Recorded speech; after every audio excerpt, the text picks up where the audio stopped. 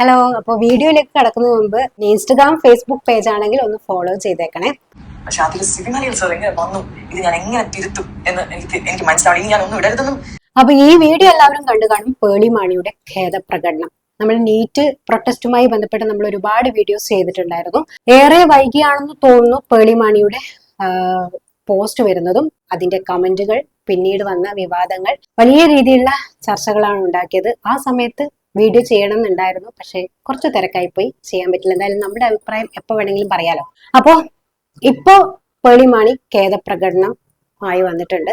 3 ലക്ഷത്തോളം പേരാണ് അൺഫോളോ ചെയ്ത് പോയെന്നാണ് പറയുന്നത്. അതിനുശേഷമാണ് പേളിയുടെ ഖേദപ്രകടനം വന്നത്. ആ വീഡിയോയിൽ തന്നെ നിങ്ങൾ കണ്ടിട്ടുണ്ടാവും പോസ്റ്റ് ട്രാൻസ്ലേറ്റ് ചെയ്യുന്നതും അതിനെ പറ്റിയിട്ട് ഭയങ്കര, അതായത് ഞാൻ ഇങ്ങനെയല്ല ഉദ്ദേശിച്ചത്, എന്റെ പോസ്റ്റ് ഇങ്ങനെയല്ല നിങ്ങൾ വായിക്കേണ്ടത് എന്നൊക്കെ പറഞ്ഞ് പേളി പറഞ്ഞ് മനസ്സിലാക്കുന്ന വീഡിയോ ആണ് ലാസ്റ്റ് വന്നത്.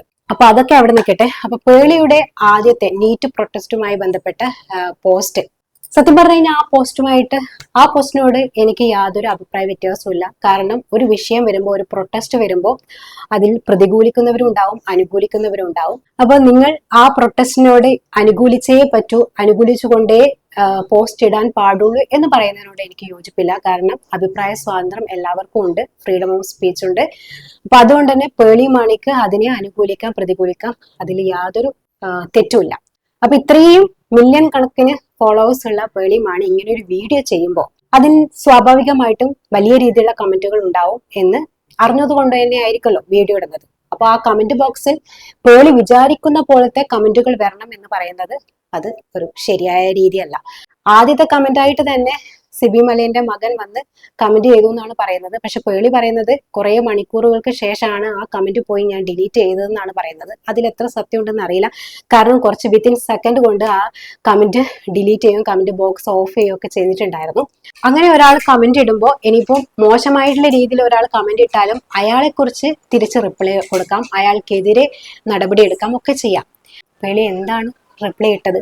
പരാജയപ്പെട്ടു പോയ സംവിധായകന്റെ മകൻ എനിക്കെതിരെ തിരക്കഥ എഴുതുന്നു, അങ്ങനെ എന്തോ ആണ് പേളി റിപ്ലൈ ചെയ്യുന്നത്. ഇവിടെ ആരാണ് പരാജയപ്പെട്ട സംവിധായകൻ? അവിടെയാണ് വലിയൊരു മിസ്റ്റേക്ക് പറ്റിയത്, അല്ലെ? എനിക്ക് തോന്നുന്നു മലയാള ചലച്ചിത്ര ലോകത്തെ ഏറ്റവും നല്ല സംവിധായകന്മാരിൽ ഒരാളാണ് സിബി മലയൻ. എന്തായാലും തെറ്റ് സംഭവിച്ചു, അതിന് ഞാൻ മാപ്പ് ചോദിക്കുന്നു എന്ന് പറഞ്ഞ് വീഡിയോ ചെയ്താൽ മതി. അതിന് വലിയ രീതിയിലുള്ള വിശദീകരണ വീഡിയോ ഒന്നും ചെയ്യേണ്ട കാര്യമില്ല. അതും വലിയ രീതിയിൽ ഇപ്പോൾ ചർച്ചയായിരിക്കുകയാണ്. പേളി മാണിക്കെതിരെ പിന്നെയും നെഗറ്റീവ് ആക്രമണങ്ങൾ നടന്നുകൊണ്ടിരിക്കുകയാണെന്ന് എനിക്ക് തോന്നുന്നു. എന്തായാലും എന്താണ് നിങ്ങളുടെ അഭിപ്രായം എന്ന് കമന്റ് ചെയ്യട്ടോ.